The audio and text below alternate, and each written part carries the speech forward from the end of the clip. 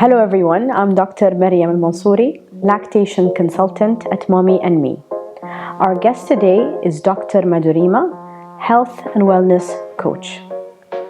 The topic of today's podcast is about the best diet for the breastfeeding mother. Hello Dr. Madhurima and welcome to mommy&me podcast. Hello, Dr. Mariam, and thank you for having me. Yes. So today we're going to be talking about something that's very commonly asked during especially lactation consultations. So mothers tend to always ask about diet. So today we'll be talking with yourself, a wellness coach. So we'll be talking more about the best diet for breastfeeding mothers. Sure. So usually during consultations, mother tries so hard. They always bring up the topic of dieting and trying so hard to lose their pregnancy weight. They've gained it through 9 months and they want to lose it very quickly. Yes. So, what advice would you provide them? Yeah, that is true. It's but natural that women feel that they should go back to their pre-pregnancy weight. But yes, as you said, correctly said, it took 9 months to reach this level. You have put on so much weight. So you should give at least that much time to lose it also. So don't rush about it, and first of all, don't get influenced by celebrity moms' pics. Oh, yes. Yeah, that's one. That's a whole another story. Each person is different. Everybody's body is different, and yes, go slowly. Here, focus should be on rehabilitation and recovery. Your body has gone through such a miraculous process of pregnancy and childbirth. Yes. So give it some time and care to recover and rehabilitate. That should be our focus, and not only just a weight loss. Yes, that's true. So, pregnancy is a very long journey, and the mother's body went through lots of changes, that you said. So, we have to accept it, accept the changes, and give it some time. Give it some time. Yes, have a patience, and your main focus now is in your baby's health. If you are healthy, baby will be healthy. Yes. So, true. Your focus should be your health and your baby's health. Okay. So, a common question that most mothers ask, will diet affect my breastfeeding? Will I be able to breastfeed and also at the same time, work on a diet? So, I always tell mothers that listen to your body. You know your body better than anyone else. So true. Excessive dieting, not taking enough calories will definitely not only affect your baby's health and your milk supply, but also your own health. Yes. You need strength to be able to breastfeed. And breastfeeding mothers actually burn more calories than regular women, around 300 to 500 calories per day. So I always tell mothers that listen to your body. Make sure that you're eating enough food, nutritious food, Yes. and it's actually very different from one mother to another. Some mothers would they would start dieting and they would find that their milk supply have dropped tremendously, while other mothers, maybe they're okay with dieting. They can still diet and have enough milk supply. So always listen to your body. So true. Yeah. Yes. Because you see, you have to feed your baby. So it's a direct math. Yeah. You are giving something to your baby, so you have to eat that much more. Yeah. So as you have said, 300 to 500 calories more is required for a mother, so that she can have enough blood milk supply. And that food should be balanced food, not just any kind of. Don't give into your cravings and just eat anything, whatever is available. Don't do that. Have a planned meals regularly, and your food should contain all the micronutrients and macronutrients. That is your carbohydrate, proteins, fats, vitamins, and minerals, and water. Also, water is so essential during lactation. So when I say carb, protein and fat, they should be of a good quality. So go for whole grains with fibers, lean proteins like meats and poultry, eggs, then fats like olive oil and fats from the nuts. They are the good sources of fats. Vitamins, all the leafy vegetables, bright color fruits, They are all full of vitamins and antioxidants, which is necessary, and also calcium-rich foods. So nuts, seeds, they are full of calcium. So you should be having this in your diet regularly. And don't go for dieting as such, because till you're feeding your baby, you need all these calories. So don't drastically change your diet or change your calorie intake. That is going to affect your breast milk. So avoid doing that. It should be gradual. As your baby is weaning, you can wean or cut down some calories. But take expert opinion. Don't go and change your diet on your own. That is my advice. Yeah. Some mothers actually Google stuff. Yeah. What to eat, what not to eat. So we always tell them, go to an expert. Yes. Because as I said, every mother is different. So maybe the mother might have medical conditions. Maybe so. It's actually very different. So we cannot unify, plans. It should be it should be different. There for will each be mother. many mothers will have the hypertension or gestational diabetes. So again, these are different diet plans for them. And even if you are healthy, it will be, your body is different, so you will need different plans. So don't rely on the WhatsApp university, like you said. Yes, that's right. Cravings. Lots of mothers, while breastfeeding, they'll have cravings. So how can they deal with that? Yeah. Especially late night cravings. Late night cravings, yeah. Yes. So what we have seen most of the time is why cravings happen in general, because they are not having fixed time meals. So whenever babies wake up or whenever you are feeling hungry, you are eating something and then there is a long gap. So erratic timings of the meals. Yes. So what happens, your blood sugar level is going down and you suddenly will have crave to have something. Okay. And then that craving will be what you like.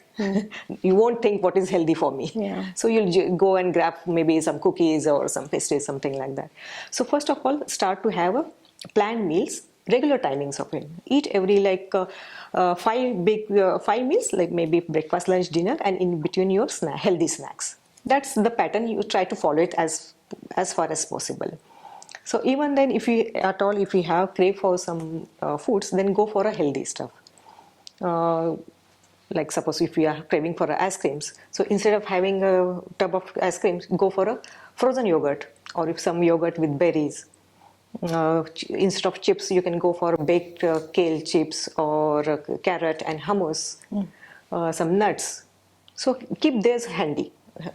Handy snacks and healthy snacks, so that you can reach out and have some healthy stuff. Third thing is you can wait for some time or let that craving pass. So if you want to feel something like midnight, if you are saying, so you can just get up, go have a drink, water, just have a stroll. See for 5-10 minutes if that hunger pain goes away or that craving goes away. So try to distract your mind for some time. So even that helps, because instead of having more food and stuffing your body with some unhealthy steps, try to avoid the cravings. And unfortunately, just like you said, most of the cravings tend to be the unhealthy ones. Yes. And planning is the best solution. So you basically plan healthy meals just in case you got hungry in the middle of the night. Yes. You still go for the healthier options. Yeah, healthier options. And if at all, even after all these things, you still want to have something, go for your cookie, but then have half. Yeah. So portion control. Yeah, portion. So healthy stuff, portion control, and try to avoid the stuff. So you can try all this. Whatever suits you, you can try it out. Okay, so just a while ago you talked about water and how water is very important in general for everyone, basically. And for breastfeeding mothers as well. So I don't know if most mothers know, but the oxytocin, which is the hormone that is responsible for the milk release, would also trigger this sense of thirst. Okay. So that's why we always tell mothers to drink during, for example, a breastfeeding session or a pumping session. Okay, so there is a scientific reason behind this, why you should be drinking more water. Yes. Yeah. So, and obviously, if you're dehydrated, you basically you won't have the energy to, breastfeed normally. Because, and there are lots of alternatives. So maybe some mothers don't like to drink water. Although sometimes I feel, when I get this question, I get surprised. Like some mothers don't actually like water and would like to have an alternative. And we were talking about coconut water. Coconut water, yeah. If you don't like to have just a plain water, definitely go for coconut water, because it is full of nutrients like minerals, which are again very helpful for your breast milk.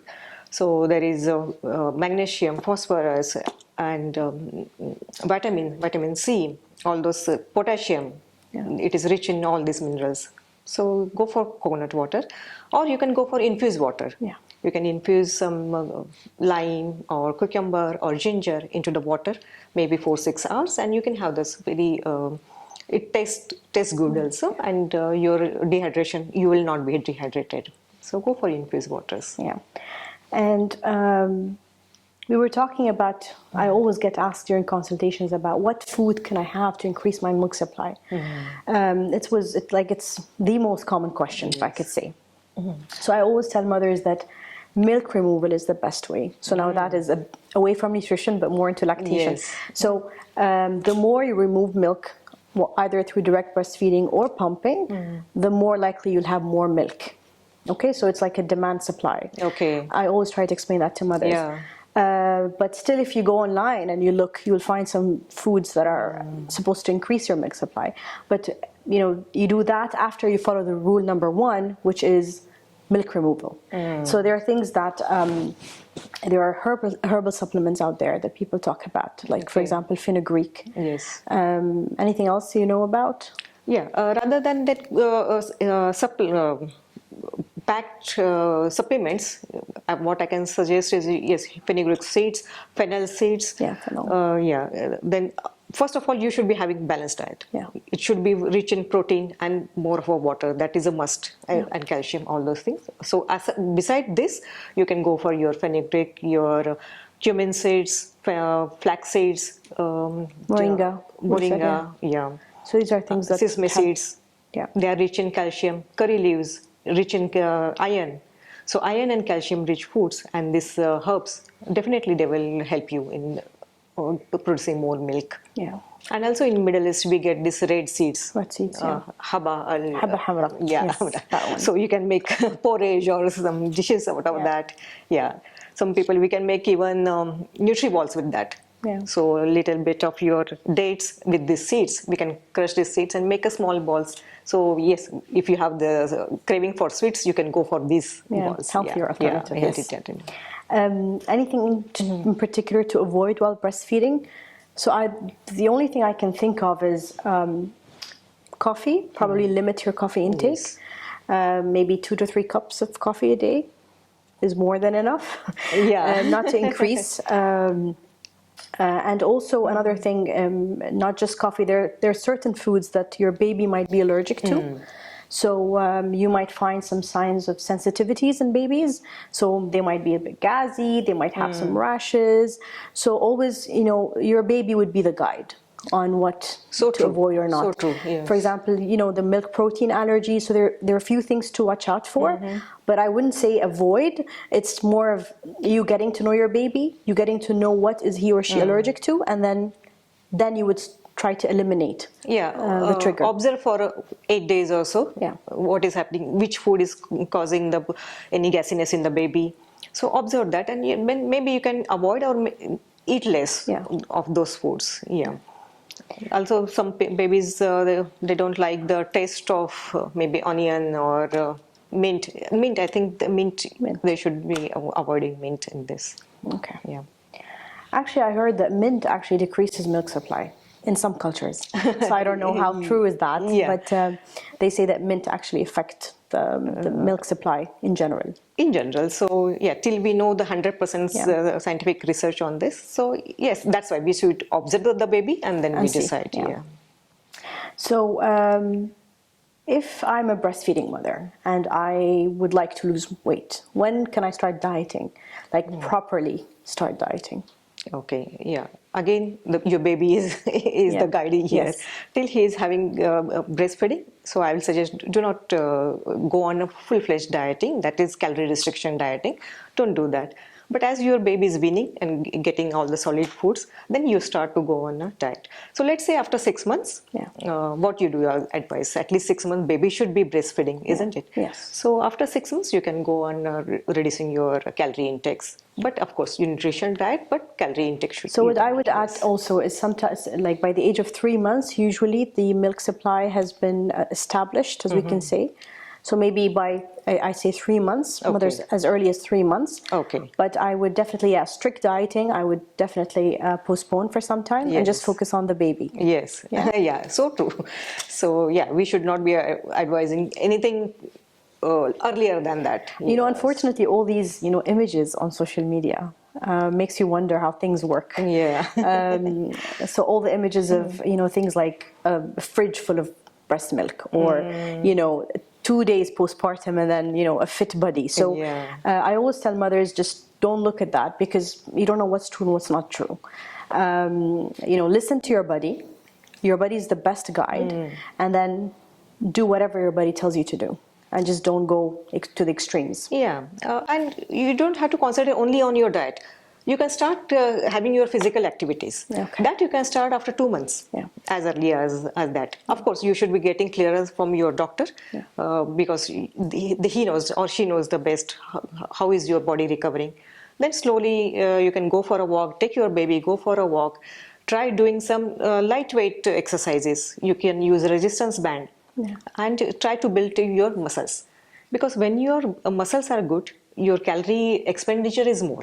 So good muscles means good metabolism. Good metabolism means your calorie expenditure is more. So instead of cutting down the calories in your food, you can expend the calories more. Okay. So you can start doing that after 2 months. Then later on, like after 3 months or 6 months, you can slowly cut down your calorie intake. That is your diet. Okay. Yeah. I think most mothers are not aware that we have you as part of our team in Mommy and Me, and you're also expert in prenatal and postnatal nutrition. Yes. So nutrition and exercises too. And exercises. Okay. So maybe if I'm a breastfeeding mother, then I would come for a consultation, and then we can plan things around. Sure. We can see how is your daily requirements, what is your lifestyle, what are your likes, dislikes, how is your timing schedule, and based on that we can have a design a nutrition plan and also activity plan for you. Okay, that was a very interesting topic, and I've answered in this video maybe around 5 of the most common questions that I get asked during consultation. So that was very interesting. Anything else to add from your side? I would like to talk about pelvic floor exercises post-delivery. That is a main focus you should be having, rather than your beach bodies. True. So, because during pregnancy, your abdominal and core muscles, they are stretched to the limits, so we have to strengthen them. So, of course, anybody can.